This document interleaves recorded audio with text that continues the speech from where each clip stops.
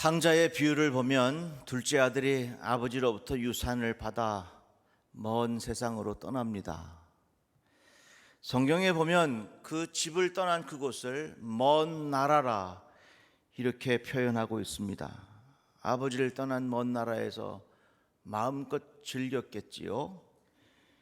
그러나 가진 것을 다 쓰고 난 후에 그의 인생은 점점 깊은 수렁에 빠지게 되고 결국에는 돼지가 먹는 쥐염 열매를 먹게 되었습니다.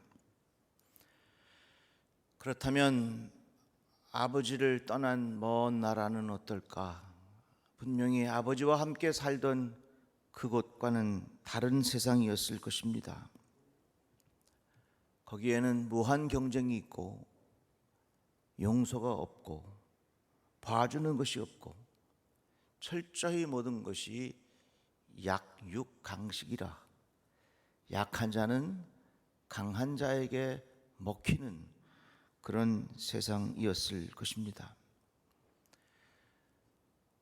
저는 이 한 주간 동안 지나면서 탕자가 아버지를 떠난 먼 나라 마음에 많이 생각했습니다. 생각하면 생각할수록 우리가 살고 있는 오늘의 이 현실이 하나님을 떠난 먼 나라와 같다는 생각이 참으로 많이 들었습니다. 양육강식, 약한 자는 강한 자에게 잡아 먹힌다. 그래서 이 세상에서 살아남으려면 강한 자가 되어야 한다 하는 것이 먼 나라에서 가르쳐주는 생각입니다. 그런데요, 저기 아프리카에 가면요, 거기에 사파리 있습니다. 사파리는 이 동물들이 그냥 마음껏 노는 그대로 놔뒀어요. 특별히 만든 트럭과 같은 차를 타고 집차를 타고 들어가서 동물들이 자유롭게 활동하고 노는 것을 우리가 볼 수 있습니다. 제일 많이 보는 게 임팔라요. 임팔라 사슴 종류인데요, 처음에 임팔라를 딱 보면 너무너무 신기해 갖고서 야 멋있다 그러죠. 아주 잘 생겼어요. 눈도 큼지막하고요, 뿔도 탁 나고 다리도 늘씬하고요. 이것도 아주 깨끗하게 생긴 놈들이 바짝바짝 뛰어다니는 모습을 보면 참 이뻐요. 그런데 사람들은요, 그 사파리를 보러 갈 때 임팔라와 같은 사슴 종류를 보러 가는 것이 아니라 사자와 같은 맹수를 보고 싶어서 갑니다. 그런데 사자는 별로 볼 수가 없어요. 그래가지고서 거기 가이드 하는 사람들이 서로 이렇게 무전을 주면서 여기 사자가 나타났다 그러면 무전을 주면 거기 관광객들이 다 그쪽으로 모여. 우리도 한참 다니다가 사자가 나타났다고 쫙 갔지요. 갔는데 가이드가 저기 사자가 있다는 거예요. 아무리 제가 봐도 사자 같지 않아. 근데 사자라는 거예요. 그 사자인가 보다 하고 보니까 또 사자처럼 보이더라고요. 그런데 그 임팔라는요, 얼마나 많이 볼 수 있는지 계속 보니까 나중에 사파리 생각하면 사슴 종류 임팔라만 보고 온 생각이 많이 듭니다. 당장 볼 때에는 약육강식이라 사자가 임팔라를 다 잡아먹어서 사자의 세상이 될 것 같은데, 자연의 세계는 사자의 세상이 된 것이 아니라 임팔라의 세상이 되었다. 하나님을 떠난 먼 나라의 세상은 모든 것이 강한 자가 다스리고 강한 자만 살아남을 것 같은데, 자연의 세계는 강한 자가 살아남는 것이 아니라 임팔라와 같은 온유한 자, 약한 자가 오히려 살아남는다 그 말입니다. 사도 바울은 이렇게 말합니다. 나를 위하여는 약한 것들 외에 자랑하지 아니하리라. 하나님을 떠난 먼 나라의 가치는 강한 자입니다. 그러나 자연의 세계는 강한 자가 살아남는 것이 아니라 오히려 약한 자가 살아남고, 하나님 나라의 가치를 두었던 사도 바울은 나는 강한 것을 자랑하는 것이 아니라 약한 것을 자랑한다고 그렇게 말했습니다. 우리는 여기서 귀한 진리를 깨닫습니다. 하나님을 떠난 먼 나라, 약육강식입니다. 강한 자만 살아남는 것 같습니다. 그러나 사도 바울이 보는 하나님의 나라는 강한 자가 아니라 오히려 나의 약함을 자랑한다, 이렇게 말하고 있습니다. 여기에 우리의 갈등이 있고 우리의 고민이 있는 것입니다. 우리가 사는 이 현실은 하나님을 떠난 먼 나라와 같은 것들이 참 많습니다. 그래서 우리가 이 사회에서 살아남으려면 어떻게 하든지 우리들은 강한 자가 되어야 한다 하는 것을 계속해서 가르치고 그렇게 교육합니다. 그러나 하나님 나라의 비밀은 강한 자가 아니라 오히려 나의 약함을 자랑하라고 말씀하고 있습니다. 우리는 땅에 살지만 우리의 삶의 가치는 하나님 나라에 두어야 하는 것입니다. 그러면 왜 약함이 우리에게 그렇게 중요하냐? 간단해요. 스스로 강하다 생각하면 하나님이 계실 자리가 없어요. 하나님께서 계실 만한 여지가 없습니다. 그러나 내가 스스로 약하다 하면 그 자리에 하나님 계실 자리가 마련되는 겁니다. 그래서 이 세상은 먼 나라가 되고 강한 자가 되고 강한 자가 되었으니 하나님이 필요 없다고 생각하는 사람들이 우리 주변에 많아진 거 아닙니까? 다윗과 골리앗을 보십시오. 블레셋의 골리앗이 이렇게 말하죠. 다 싸우지 말고 우리 1대1로 싸우자. 한 사람만 나와라. 그런데 그 골리앗은 얼마나 큰 사람인지, 그의 키는 6규빗 한 뼘이요. 6규빗 한 뼘이라는 것은 2m가 훨씬 넘은 사람이요. 그러니까 얼마나 크겠어요. 머리에는 노투구를 썼고 몸에는 비늘 갑옷을 입었으니 그의 갑옷의 무게가 놋 5,000세겔이요. 5,000세겔이면 57kg요. 그의 다리는 놋 각반을 쳤고 어깨 사이에는 놋 단창을 메었으니 그 창자루는 배틀채 같고 창날은 600세겔이며 방패 든 자가 앞서 행하더라. 그러니까 이 말씀을 보면요, 2m 넘는 그 장신이 머리끝부터 발끝까지 어디 한 틈이 없이 다 완전히 무장을 했습니다. 그리고 단창을 들고 있었어요. 그에 비해서 다윗은 어떻습니까? 다윗이 골리앗과 싸우러 나간다고 하니까 사울 왕이 부르지요. 자기의 군복도 입혀보고 노투구를 머리에 씌워보기도 하고 갑옷도 입혀보았습니다. 시험적으로 칼도 차게 했습니다. 그랬더니 몇 발짝 걸어보더니 다윗이 말하기를 왕이시여 익숙하지 못함으로 이것을 입고 가지 못하겠나이다. 아무것도 자기 자신을 무장한 게 없어. 그리고 막대기 하나 들고 돌 5개 주머니에 넣어가지고 간 거예요. 골리앗이 가만히 보니까 다윗이 막대기 하나 들고 오거든. 골리앗이 외치기를 내가 나를 개로 여기고 막대기를 가지고 내게 나와왔느냐? 내게로 오라. 내가 내 살을 공중의 새들과 들짐승들이 먹게 하리라. 당장 싸워서 너는 새의 밥이 되게 하리라. 강한 자와 약한 자의 분명한 비교가 다윗과 골리앗에 나타나요. 강한 자는 어떻게 생각합니까? 내가 이렇게 완벽하게 내 자신을 무장했으니 나는 강한 자다. 이게 강한 자예요. 스스로 자기 자신을 완벽하게 생각하는 마음의 태도입니다. 이게 강한 자예요. 강한 자에게는 하나님이 함께 계실 만한 여유가 없어요. 하나님이 계실 자리가 없어요. 하나님이 계실 틈이 없어요. 하나님 없이도 머리에는 투구를 썼지요. 가슴에는 갑옷이 있죠. 발에는 각반을 찼지요. 손에는 칼과 창을 쥐었지요. 그러니 내 자신을 스스로 잘 지키니까 나는 강한 자요. 하나님의 도움 없이도 얼마든지 나는 이길 수 있다 생각하는 마음의 자세, 이게 강한 자예요.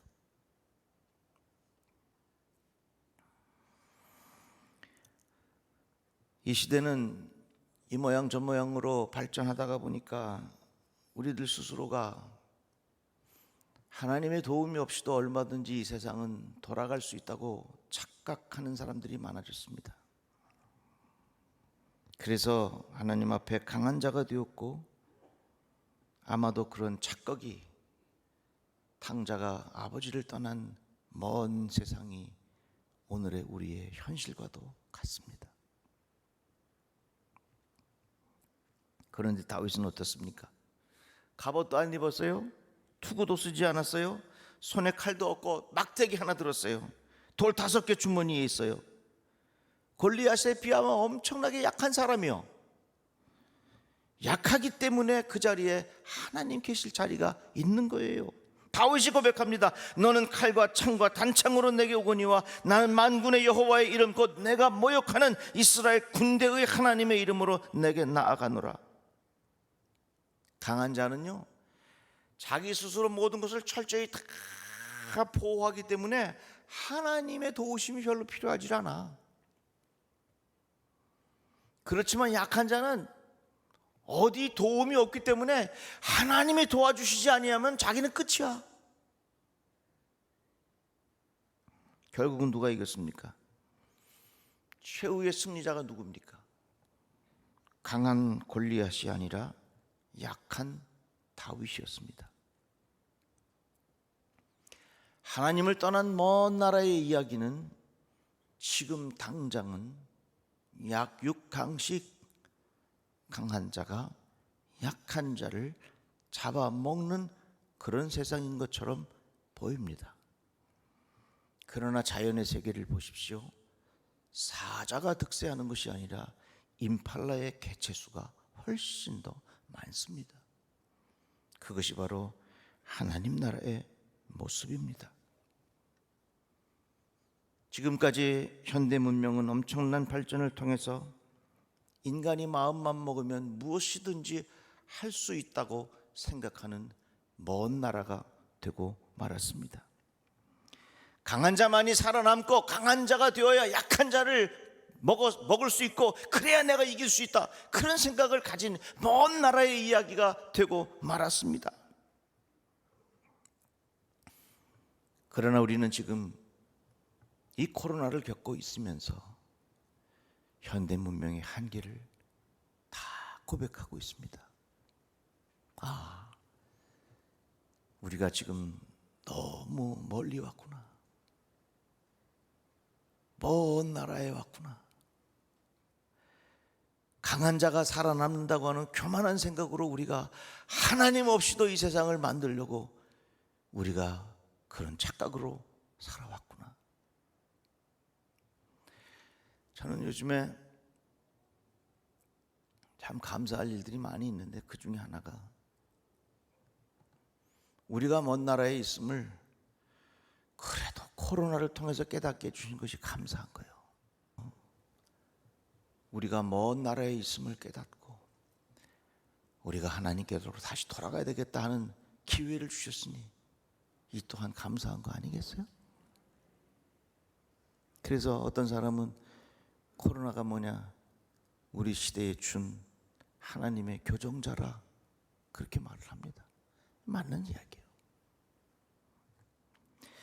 먼 나라의 세상의 이야기는 강한 자만 살아남는 것 같지만, 그래서 강해져야 된다고 이야기하지만 사도 바울은 우리에게 말합니다. 나의 여러 약한 것들에 대하여 자랑한다. 이는 그리스도의 능력이 내게 머물게 하려 함이라. 바울이 자기의 약함을 이야기할 정도가 아니라 오히려 자기의 약함을 자랑한다 그랬어요. 골리앗을 보십시오. 그의 강함으로 사는 사람은 결국은 망하게 되어 있습니다. 그러나 약하기 때문에 하나님의 능력을 의지했던 다윗은 이기게 되었습니다. 강함은 교만으로 이어지고, 교만은 하나님 없음으로 이어지고, 필요 없음을 이어지고, 하나님 필요 없다고 생각하는 그런 사상은 결국은 다 망하게 되어 있어요. 그러나 약함은 겸손으로 이어지고, 약함은 하나님의 도움을 구하고, 하나님의 도움의 손길에는 하나님의 능력이 나타나고 결국에 가서는 모든 것이 합력하여 선을 이루는 그런 결과를 가져온다 그 말이요. 바벨탑 쌓은 거 보세요. 바벨탑 쌓을 때 뭐라 그럽니까? 야, 우리들이 말이야 벽돌과 역청 이런 것들을 가지고 계속 쌓아가지고서 하늘에 닿게 하자. 아니, 그 사람들이 그 벽돌을 쌓여 얼마나 높이 쌓았겠어요? 그거 우리가 보기에는 얼마나 웃기는 이야기야. 아니, 벽돌 쌓는 것을 통해 가지고서 하늘에 닿게 한다? 그 얼마나 교만한 생각이야. 우리가 만들어 놓은 문명을 통해서 얼마든지 하나님 없이도 우리가 하나님과 맞짱 뜰 수 있다. 이거 얼마나 교만한 생각이야. 우리는요, 현대 문명의 발전을 감사하고 편리하게 준 것은 인정하지만 그것으로 인해서 하나님 필요 없다고 하는 오만한 생각은 반드시 버려야 됩니다. 과학의 기술 참 편리하지요. 그런데 여러분 잘 생각해 보세요. 과학은요, 우리가 하나님 앞에 한계를 가르쳐 주는 게 과학이요. 자, 맨눈으로 볼 때는 하늘의 별이 몇 개인지 몰라. 망원경이 만들어져 가지고서 망원경을 보기 시작하면서 하늘의 별이 몇 개씩 보여. 그런데 더 좋은 망원경이 만들어지기 시작하면서 하늘의 별이 더 많이 보여. 그런데 더 좋은 망원경을 만들면 만들수록 이야, 이 하늘의 세계는 끝이 없구나. 하늘의 세계는 무궁무진하구나. 이건 뭡니까? 결국은 과학이 발달하면 할수록 우리가 교만해지는 것이 아니라 과학이 발달하면 할수록 야, 이 우주의 세계가 정말 큰 거구나. 그게 지혜로운 사람 아니겠어요? 먼 나라에 사는 사람들의 이야기는 자기가 망원경을 봤다고 해서 야, 내가 보니까 망원경을 통해서 보는 별의 수가 10,000개야. 10,000개밖에 없다고 주장하는 사람 얼마나 모르는 무식한 사람이요. 우리는 많은 것들이 발달한 먼 나라 이런 세상에서 살지만 여러분들의 마음속에는 하나님 나라가 있기를 주님의 이름으로 축복합니다. 먼 나라의 이야기는 강한 자가 살아남는다는 이야기지만 하나님 나라의 이야기는 오히려 약함을 자랑하노라 그랬어요. 그러면 약한 자와 강한 자의 차이점이 어디 있느냐? 운동 열심히 해서 건강한 사람은 다 강한 자고, 돈이 많아서 힘 있는 사람은 다 강한 자고, 많이 배워서 지식이 많은 사람은 강한 자고, 권력이 있는 사람은 강한 자고. 그러면 약한 자가 되기 위해서는 병들어야 되고, 약한 자가 되기 위해서는 가난해져야 되고, 약한 자가 되기 위해서는 배우지도 말아야 되고, 약한 자가 되기 위해서는 아무런 힘도 없어야 되고, 그래야 약한 자인가? 여러분, 누가 진정 약한 자인가? 자신의 한계를 고백하는 사람이 약한 자예요. 없어도 자기가 스스로 강하다고 교만한 사람은 약한 자가 아닙니다. 많이 배웠어도 자기 자신의 한계를 고백할 줄 아는 사람이 진정 약할 줄 아는 사람입니다. 파스칼이라고 하는 수학학자, 철학자가 있었는데요, 그 사람이 이렇게 이야기했어요. 인간의 이성, 생각하는 힘을 통해서 우리들은 무엇을 깨닫느냐? 인간이 한계가 있다고 하는 것을 깨달아야 된다. 괜히 이성 가지고서 엉뚱한 소리 하지 말고 인간의 이성을 통해서 우리의 인간은 한계가 있구나, 이것을 깨달으라, 그 말이에요.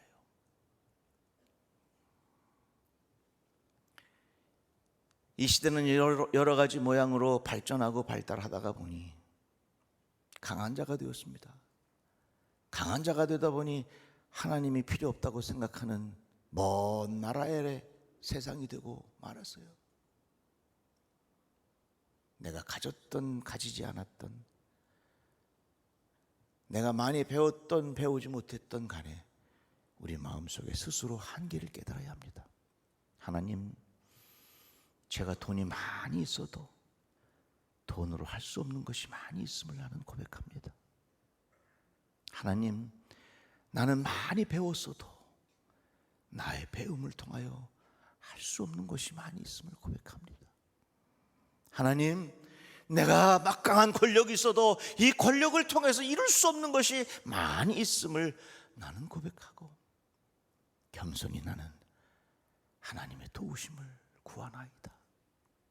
이것이 약한 자의 마음을 가지고 살아가는 삶의 스타일입니다. 이데올로기라는 말이 있죠. 이념이란 말입니다. 이건 뭐냐면 자기의 생각이 우상이 된 거예요. 내가 가지고 있는 생각, 내가 가지고 있는 가치, 이것을 통해서 이 세상을 얼마든지 변화시킬 수 있다고 생각하는 내 생각이 우상화된 것, 이것이 이데올로기고 이것이 바로 이념이요. 한 예를 들어볼까요? 공산주의에서는 뭐라고 말하느냐?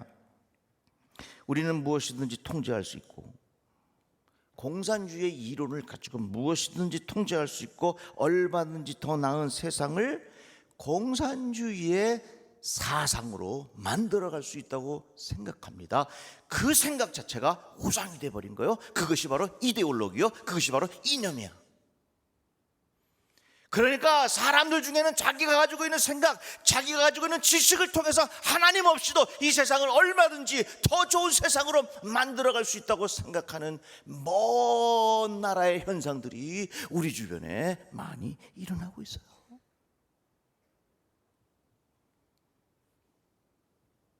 우리는 어떻게 해야 될까요? 우리의 생각도 한계가 있습니다. 우리는 죄인입니다. 우리에게는 하나님의 은혜가 필요합니다.